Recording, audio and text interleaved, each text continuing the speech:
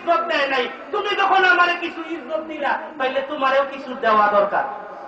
এই দুনিয়া না, কিছু পেতে হলে কিছু দিতে হবে।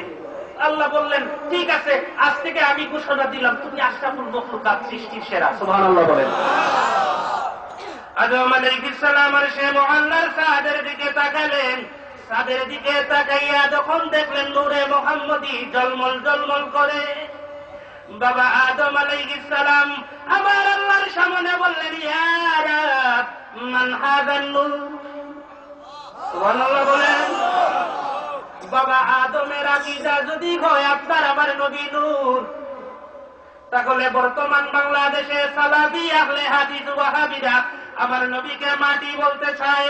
নবীদের আকীদার সাথে যাদের আকীদার মিল নেই, তারা কি কখনো সুন্নি হতে পারে? কথা বল। আল্লাহ বললেন ওই নূরটা হলো আমার শেষ জামানার বন্ধু নবী মুস্তাফার নূর মুবারক। আল্লাহ কইল না এই মাটিটা যেটা দেখতেছো না, এইটা আমার বন্ধুর মাটি। আল্লাহ কি কইছে? নূর। আল্লাহ যখন আল্লাহ বললেন নূর, আদম আলাইহিস সালাম বললেন নূর। বর্তমানে যে আলেমরা আমার নবীকে মাটি বলে, আল্লাহর কথার সাথে যাদের কথার মিল নেই, বাবা আদমের কথার সাথে যাদের কথার মিল নেই, তারা কি কখনো মুমিন হতে পারে?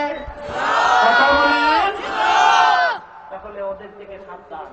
হাজিরিন, আল্লাহ বললেন কাদ জাআকুম মিনাল্লাহি নূরুন ওয়া কিতাবুম মুবিন। সারা পৃথিবীতে প্রায় 60-এর উপরে তাফসীরের কিতাব। কতটা? 60-এর উপরে, প্রায় 68-র মতো আছে সারা পৃথিবীতে তাফসীরের কিতাব। এই তাফসীরের 68টা তাফসীরের কিতাবের মধ্যে প্রায় 38টার উপরে তাফসীরের কিতাবের মুফাসসিররা এই নূর দিয়া অর্থ নিয়েছেন আপনার আমার নবী মুহাম্মদুর রাসূলুল্লাহ। পৃথিবীর প্রথম সারির 38 জন মুফাসসির যদি আমার নবীকে তাদের আকীদা হয়ে নূর, আজকে যারা নবীর নূর স্বীকার করে না, নবীকে নূর বললে তারা তালাক দেয়, ওইগুলা কি মুমিন না মুনাফিক?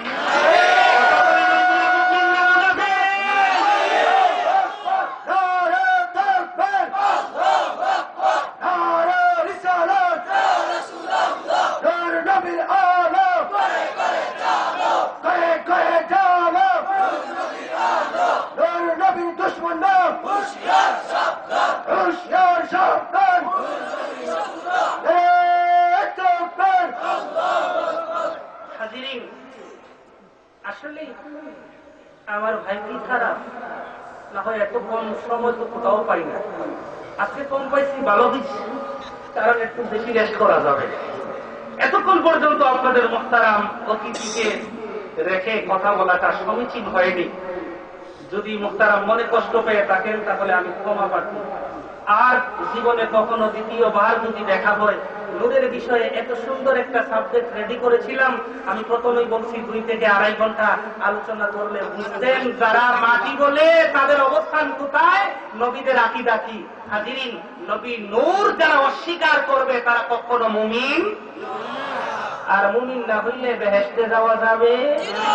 এই বর্তনা মোটাগুলার পরিচয় দিয়ে দিলাম। হাজিরিন, কালকে তো মাহফিল আছে না বাবা, পাটা আছে নাকি? যাই হোক, আপনাদের অনেক বিরক্ত করলাম, রাগ করছেন আপনারা? কথা বলেন, রাগ করছেন? আপনারা যেই পিসাবের মুরিদ শামসুল উলামা আল্লামা সাহেব কেবলা ফুলতলি, ওনার ফাগড়িতে ধরে এই গুনাহগারটাও আল্লাহর ওলির কদমের মুরিদ। অতএব আপনাদের এক মুরিদিন বাইক হিসাবে ঢাকা ভাকা সব বাদ দেন, আপনাদের এক মুরিদিন বাইক হিসাবে আপনাদেরকে এত সময় বিরক্ত করেছি, মনে যদি